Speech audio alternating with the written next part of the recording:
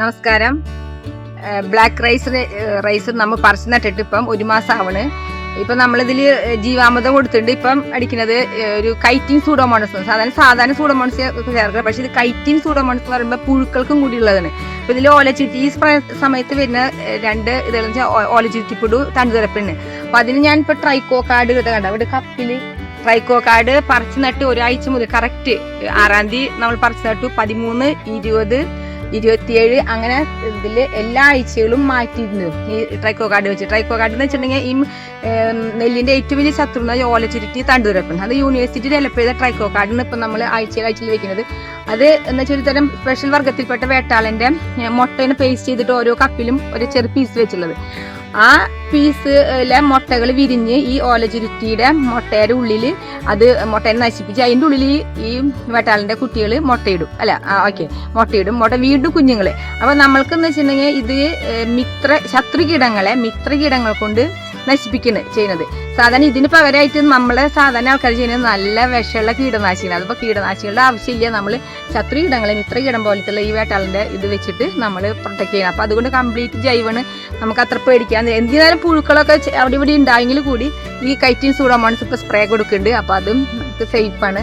2ാമത്തെ തവണ ജീവാമൃതം നമ്മൾ ഉണ്ടാക്കി. ഇന്നലെ ഉണ്ടാക്കിയത്. അപ്പം ഇന്ന് രാവിലെ ഞാൻ ഇളക്കിയിരുന്നു. പിന്നെ ഇനി വൈകിട്ട് ഇളക്കേണ്ട സമയമായി. അപ്പൊ ഇനി ജീവാമൃതം ഇളക്കാൻ പോവാണ്. ഇത് മറ്റന്നാൾ.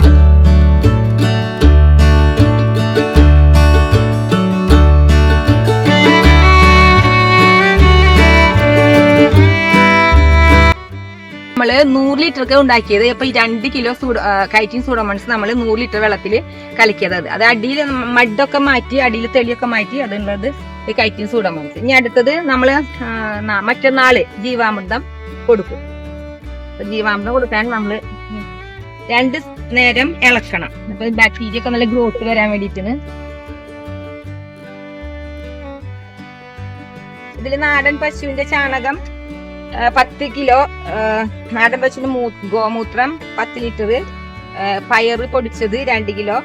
ഇതിൽ ഞാൻ വീട്ടിൽ പഴം ഉണ്ടായിരുന്നു, പാളയം കുടമ്പ്. അപ്പൊ 2 കിലോ അത് ചേർത്തു. പിന്നെ ഇവിടുത്തെ മണ്ണ് അത് ഇന്നലെ ഉണ്ടാക്കി, വൈകിട്ട് ഉണ്ടാക്കി. ഇത് 200 ലിറ്റർ ഡ്രമ്മിന്. നമ്മൾ ഈ ഏരിയക്ക് ഇത് 200 ലിറ്റർ അത്ര വേണ്ട, എന്നാലും നമ്മളത് കൊടുക്കണം. ഇത് 2 നേരം നമ്മൾ ഇളക്കണം. ഏത് മോഷനും ഒരു ക്ലോക്ക് വൈസ് ഞാൻ ഇപ്പൊ ചെയ്യുന്നത് അതേ മോഷൻ തന്നെ ഇളക്കണം. അല്ലെങ്കിൽ തിരിച്ചിളക്കുന്ന ബാക്ടീരിയ ഗ്രോത്തിനെ ബാധിക്കും. അതുകൊണ്ട് ഈ ഇളക്കുന്നതാണ് ജീവാമൃതത്തിൽ ഏറ്റവും പ്രധാനപ്പെട്ടത്. നമ്മളിത് 2 നേരം ഇളക്കുക. 3 നേരം എന്ന് പറയുന്നത്, പക്ഷെ 2 നേരമെങ്കിലും മിനിമം ഇളക്കണം. അപ്പോഴാണ് ആ ഇത് പ്രോസസ് ശരിയാവുള്ളൂ.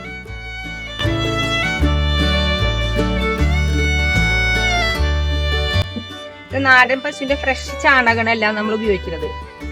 അപ്പം ഇതിന് സ്മെല്ലൊന്നുമില്ല, ബാഡ് സ്മെല്ലൊന്നുമില്ല. പിന്നെ ഫ്രഷ് സാധനം. ഇപ്പൊ നാളെ 48 മണിക്കൂറാവും, മറ്റന്നാൾ. അപ്പം നാളെ വൈകിട്ട് 48 മണിക്കൂറാവും. പക്ഷെ ഞാൻ ഉണ്ടാക്കിയത് വൈകിട്ടാണ് ഇന്നലെ. അപ്പം മറ്റന്നാൾ വെള്ളിയാഴ്ച നമ്മൾ ഇത് ഉപയോഗിക്കും. അപ്പൊ ഇതിന് തീരെ സ്മെല്ലില്ല. പിന്നെ നമ്മൾ ഒരാഴ്ച കഴിഞ്ഞൊക്കെ ഉപയോഗിക്കുമ്പോഴാണ് ബാക്ടീരിയ അത് ചത്ത് അതിന്റെ സ്മെല്ലൊക്കെ വരാന്ന് പറയുന്നത്. അപ്പൊ നല്ല ഫ്രഷ് സാധനമാണ്. തീരെ അഴുക്കുകളൊന്നുമില്ല.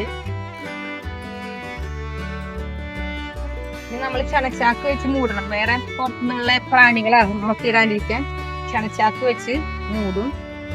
പിന്നെ മഴക്കാലം ആയതുകൊണ്ട് നമ്മൾ ഇതിന്റെ മുകളില് പ്ലാസ്റ്റിക് ഷീറ്റ് മഴയിൽ നിന്ന് പ്രൊട്ടക്ട് ചെയ്യും. എന്നിട്ട് ഇത് പറന്ന് വന്നിട്ട് ഒരു കെട്ടിലിട്ടാം.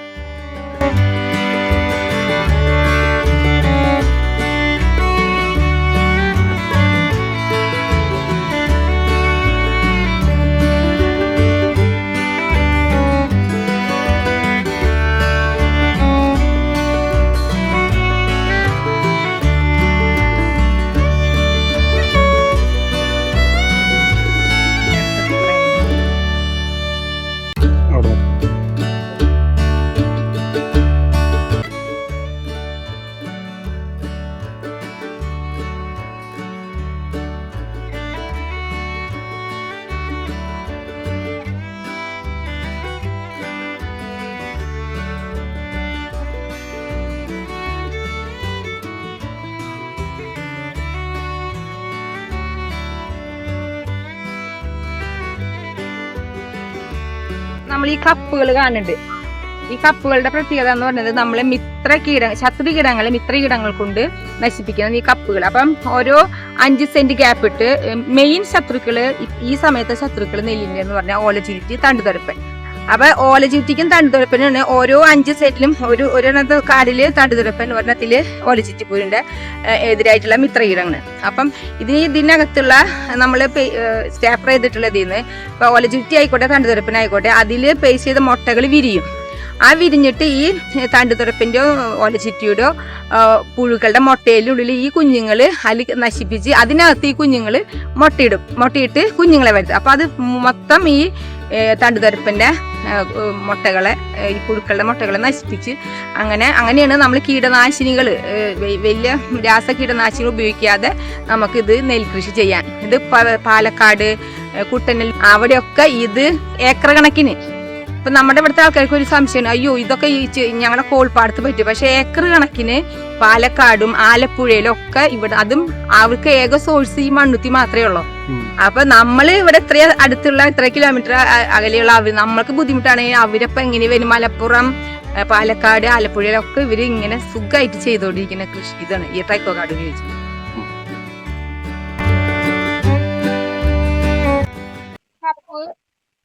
എപ്പോഴും ഇതിന്റെ ലെവലിക്ക് വേണം. കണ്ട, ഇത് തണ്ടുതുരപ്പന്റെ പുഴുക്കളുടെ കാടാണ്. ഈ മുട്ട കണ്ടത് ഇങ്ങനെ വെച്ചത് ഓരോ ആഴ്ച, അപ്പം 13-ാം തീയതി, 20, 27 അങ്ങനെ 3 ആഴ്ചകളിൽ വെച്ചത്.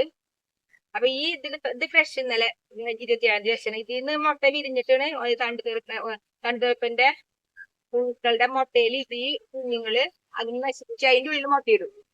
അപ്പൊ അത് കുഞ്ഞുങ്ങള് വളരുമ്പോ ഇതിന്റെ ഈ തണ്ടുതുരപ്പ പുഴുക്കളെയൊക്കെ നശിപ്പിക്കും. ഈ ലെവലിലേക്ക് വേണം. അപ്പൊ നമ്മൾ ഓരോ ആഴ്ച നമ്മൾ ഹൈറ്റ് കൂട്ടി അങ്ങനെ കയറ്റിക്കൊണ്ടിരിക്കണം. ഇപ്പൊ ഇങ്ങനെ നെക്സ്റ്റ് വീക്ക് കുറച്ചുകൂടി ഉയരുമ്പോ നമ്മളിങ്ങനെ പൊക്കി വെച്ച് കൊടുക്കണം. അങ്ങനെ ഇതിൻ്റെ ഈ പ്രാണികൾ വിരിഞ്ഞ് പെട്ടെന്ന് ഇതുമിലേക്ക് പെടാൻ വേണ്ടി ആ ലെവലിലേക്ക് വെക്കുന്നത്.